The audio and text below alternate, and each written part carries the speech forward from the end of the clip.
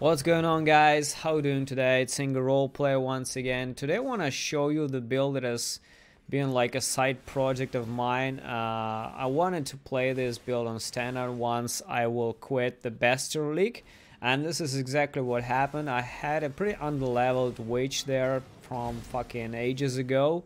I wanted to respec her into Elementalist, and I wanted to use Shock Nova as the main damage dealer skill for nearly everything in the game. I fell in love with the Shock Nova when I level up. I don't know what it was. I think it was Blade Works. So this is when I used Shock Nova briefly, and I realized the skill is fucking amazing. It has wicked AoE and the damage is obviously there. So I wanted to mess with it in part of building and see just what I can squeeze out of it and how fast it will be for clearing maps. I had no like expectations about this, but surprisingly when I actually got everything like built and ready, I was even fucking surprised myself how well it clears, because the damage is pretty nice. The AoE on Elementalist is massive. And first thing that I want to mention is why Elementalist, because I really wanted to fucking play Elementalist in the first place. I know that Inquisitor is super strong, and he will be strong if it stays like this. He will be super strong for all kind of spellcaster damage, all spells basically. Inquisitor is just fucking insane, absolutely, because he's a walking penetration. He has a ridiculous amount of cast speed if he needs, and basically does a tremendous amount of damage. That's about it. But Elementalist, I wanted to try and see just how good it is now. Especially we can get like 2 golems, we can get ridiculous amount of area of effect, as well as elemental damage buff, reduced reservation for the heralds. So I thought maybe I can stack like I can stack Wrath, I can stack Herald, and I can stack even fucking Blasphemy there, or something else like Arctic Armor. So, and on Lighten you can stack quite a bit of shit as well, including the reservation on the tree, and can be pretty silly. So combining all these thoughts, I decided and wanted to try Elementalist specifically to see how good it is, and it is pretty damn awesome.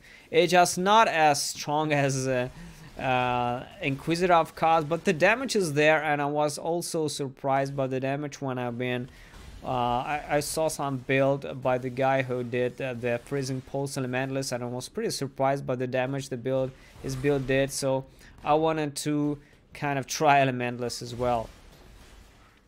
So what are the pros of the build? The pros of the build, as you can see, that the fucking AoE damage is absolutely massive. It clears the shit like pretty fast. The cons, I would say that the bossing is a bit problematical because the build is still squishy. We have like 100% leech of elemental damage on our Ascendancy, but it's just not enough. And even with the leech on the boots that I have from my Blade Works, is still not fucking enough. I would say it's still very squishy and can't really boss effectively.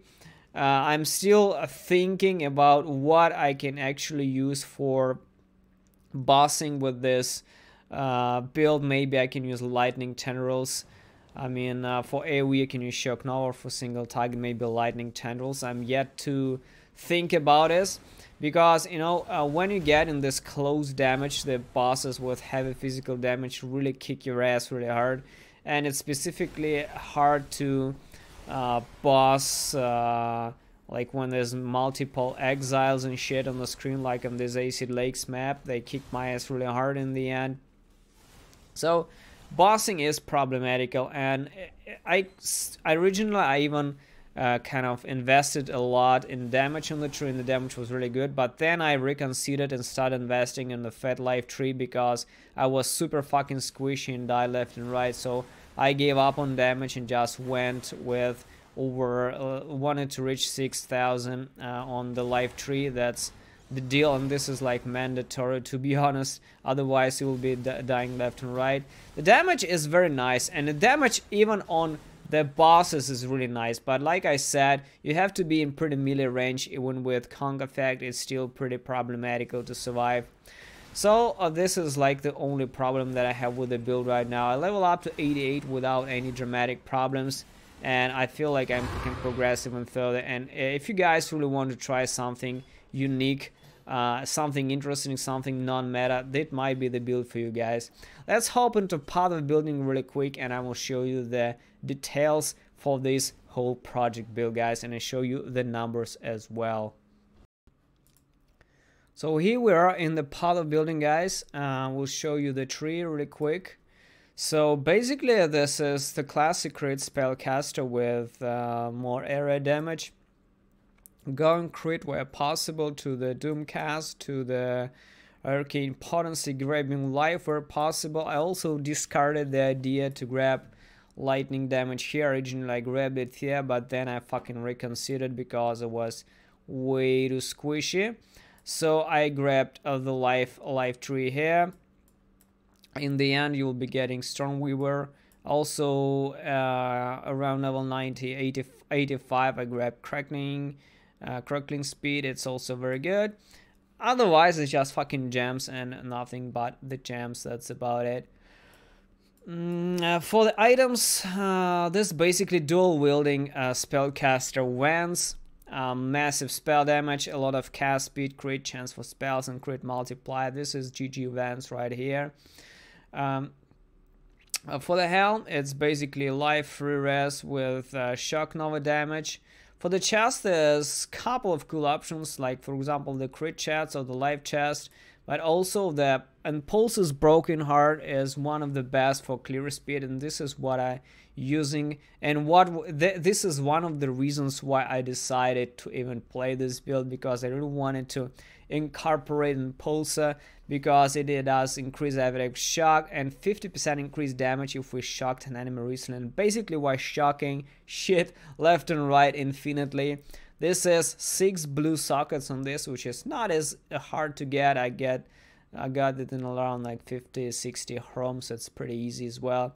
Gloves are basically the gloves with I had the sheep ones with faster casting, where I put my Flame Dash and Arcane Surge, but it's not really that important. The important thing here is cast speed and life and resist, nothing else. The boots are basically just the leech boots if you killed recently. Everything else is just life, resist, and move speed. Move speed is mandatory.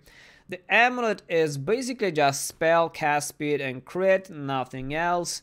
I also tried fitting Chur of the Storm here, but as you can see, it gives me less damage than the crit.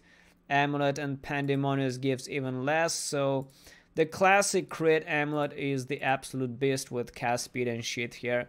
The rings are pretty much just cast speed, life, and resist. Diamond rings will be really strong if you manage to find ones like this, especially with the cast speed. Is very hard.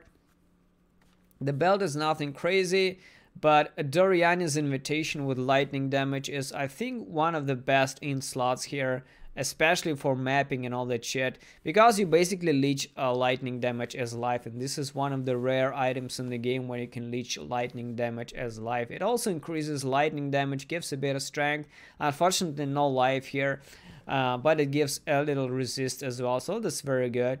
For the Flask, it's Serious Promise. Elemental damage has extra chaos damage, leeching chaos. Then basically the Onslaught Flask, the Sulfur, which can be switched to Basalt for mapping, and Diamond Flask with crit chance. Now this is another cool shit that I incorporated in the build, and I noticed that a few guys out there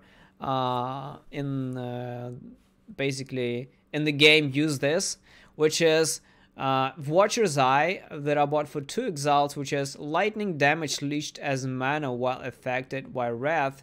Since we're using Wrath, basically this is the gem, kind of GG gem that leeches mana as back, and since the cast speed is pretty ridiculous, we cast almost 6 times per second. This basically refills our mana instantly, especially this is important on bosses, because bosses are a pain in the ass to keep your mana at a decent level. And I even run with Enlighten with Wrath and Herald of Thunder. For this reason, if I put Blasphemy with Conductivity, I can't even cast it with the Watcher's Eye. So for now, Watcher's Eye is like the absolute best for all mana problems. For this, have a lightning heavy spell caster which casts at 6 fucking times per second. This is very good. Everything else is mostly just damage and life gems, nothing specifically crazy. Dual wielding damage is really good. For the skills, on the 6th link we have Shock Nova, Kong Effect, Spell Echo, Elefocus, increased strikes and lightning penetration. Control Destruction gives slightly more damage than, like not slightly, like 10% more damage than lightning penetration, but I eventually decided on Light Pen because, you know, I feel like it will be a little better for bosses, because literally bosses are the only problem with the build. Bosses are fucking the only problem. So I wanted to dispatch bosses as fast as possible with the Lightning Pen. Everything next is mostly utility model called with cast and damage taken. We have the ring with Warlord's Mark on them that I saved from my Bleedworks build. So I usually generate charges all the fucking time. I mean the endurance charges, so I spend them automatically with this. Hero's Flame Dash with Arcane Search and increased duration. I don't need Fastic Casting as I have it on my gloves. We can use 2 golems when we finish the Uber Lap. So we have both Lightning Golem and Ice Golem, as well as the Ascendancy here. This is really cool because we have 20% increased damage for each summon golem, and 2 golems 40% increased damage, 25% increase effect of buffs by our golem for each summon, so 50% increase of buffs, and 2 golems. This is for Uber Lap. I think this is very, very powerful as well. So we can use Lightning Golem and Ice Golem at the same time. Peacock and Orb of Storms is for power charges, but right now in the game I don't really use it because I feel like it's too much pain in the ass. I don't really care. And here is my Enlighten with Wrath and Herald of Thunder, and I have quite a bit of unreserved mana to spam Shock Nova even in the most shittiest situations. So I have almost 6,000 life here, quite a bit of damage, and if you uncheck even uncheck the bosses here, the boss damage is still pretty massive, I would say. Now the only thing that I have checked here is, have you shocked an enemy recently, because we'll be shocking all the time, you know, at 6 attacks per second we'll be shocking all the time. And I believe the bosses can still be shocked as well, because, you know, the shock amount on this skill itself and on the pulse and everything else, and basically the gems and shit, the shock percentage is very, very high. So I think that shocking everything, including bosses, will not be a problem. So this is the build, guys. For the bandits I took 2 power points. I didn't take Kalira this time, but I might reconsider, actually. I might reconsider, because Alira is a great option. For the normal lap, I think I took the Paragon of Calamity to get Leech. Then I switched to then I used Pendulum of Destruction and Mastermind of Discord for the penetration and a reduced reservation of the heralds. Now this the Uber Lap is Leech of the Primordial that you will use for the 2 golems. So that's about it. I think the damage is pretty decent that I see, and basically this is it, guys. This is my project. Once I finalize the build, I will release the full guide video for you guys, but for now it will be still like project like this. Thanks for watching and see you soon.